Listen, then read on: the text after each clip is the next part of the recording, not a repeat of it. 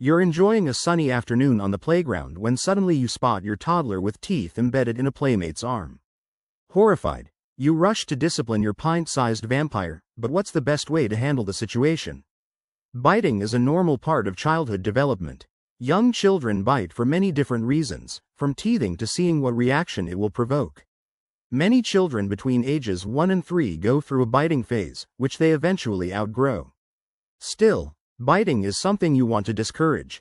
Fortunately, there are ways to dissuade your little chomper from sinking their teeth into everything that walks and talks.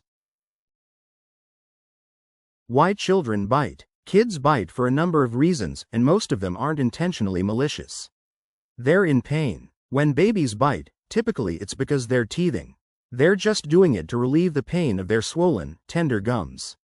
They're exploring their world. Very young children use their mouths to explore, just as they use their hands. Just about everything infants or toddlers pick up eventually winds up in their mouths. Kids this age aren't yet able to prevent themselves from biting the object of their interest. They're looking for a reaction. Part of exploration is curiosity. Toddlers experiment to see what kind of reaction their actions will provoke. They'll bite down on a friend or sibling to hear the surprised exclamation, not realizing how painful the experience is for that person.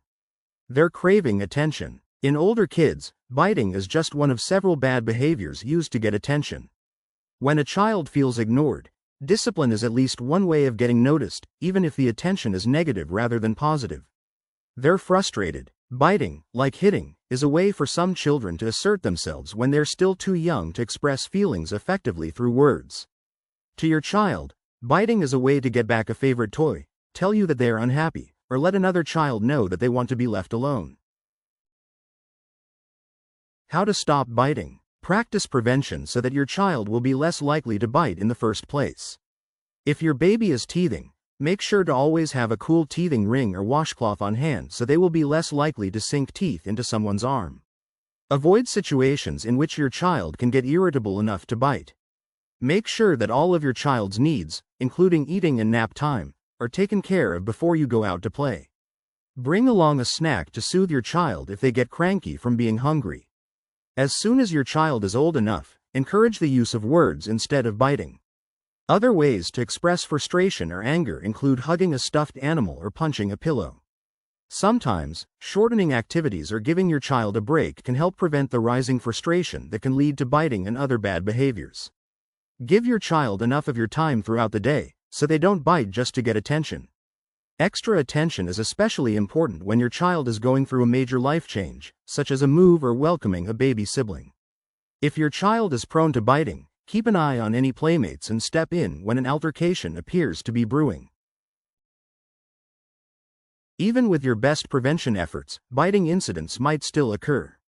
When your child bites, firmly let your child know that this behavior is not acceptable by saying, "No, we don't bite." Explain that biting hurts the other person. Then remove your child from the situation and give the child time to calm down. You might have heard from other parents that if your child bites you, bite your child back. This isn't good advice. Children learn by imitation. If you bite your child, the child is going to get the impression that this behavior is acceptable and they will be more likely to do it again.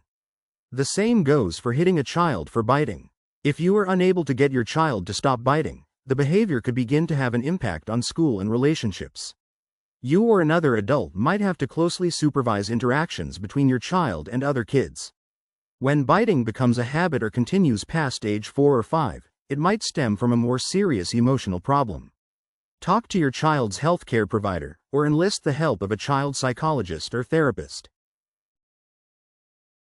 Biting injury RX. The first thing to do for any biting injury is to wash the area with soap and water. Even little teeth can break the skin. If the bite is bleeding and the wound appears to be deep, call your child's doctor. The bite may need medical treatment, which could include antibiotics or a tetanus shot, or both.